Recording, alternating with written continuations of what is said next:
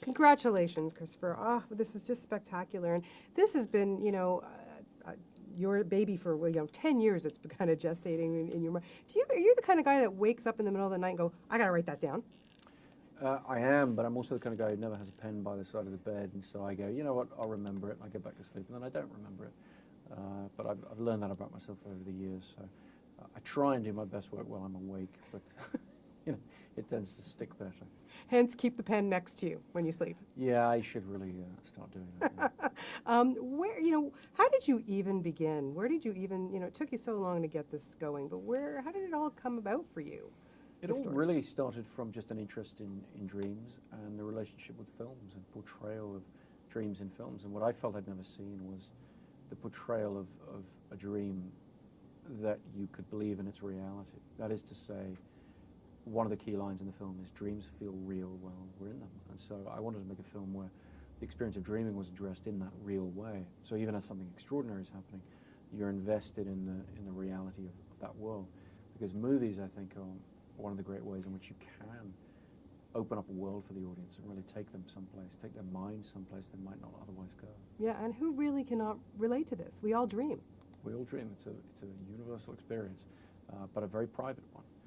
And I think that tension is very interesting to me, and the idea that there might be a technology that would reconcile that tension and remove the barriers between us as we dream so that we could share the same dream. I think the implications of that are fascinating and kind of frightening, and that's really the whole story. Yeah, speaking of that, the privacy issue, because I was talking to Killian about it, and he gets all freaked out, but it's like, is there nothing sacred anymore? Like, could you even imagine if somebody could go into your head and enter your dream?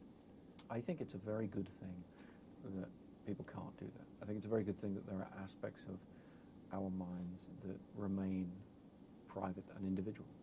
Yeah, that's for sure, because it would be, there's already too much out there with internet and everything. Come on, you got to have something private. Definitely. Okay, let's talk about your casting, because what a great eclectic international cast you have here. Let's, of course, start with Leo, because he's just tremendous in this role. How much time did you guys spend together to get, not just the stunt work, the action, but that emotional level that he has to carry in this film? Leo's creatively a very demanding actor. When he looks at a script, he needs that character to adhere to the truths of the characterization, the truths of the person that he's playing.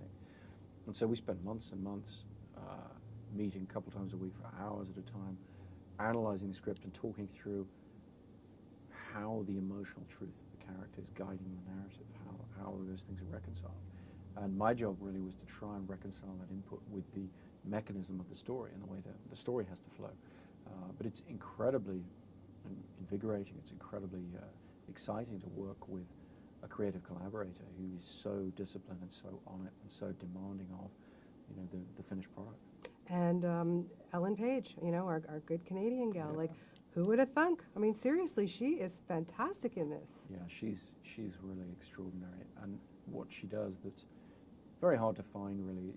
She's an actor who can radiate incredible intellectual curiosity, and that's really the essence of the character. You've got a character who has to be, she's the newcomer to the team, and so she's the character the audience can identify with as they explore the world.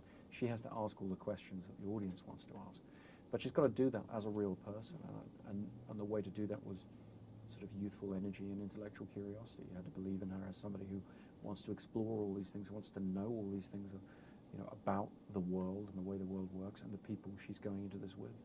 There's not many directors that can pull this off, and my God, did you ever do a good job on this? And I just want to know personally, how do you keep it all together? How do you not go home at night and rip out your hair? Well, sometimes I do, yeah.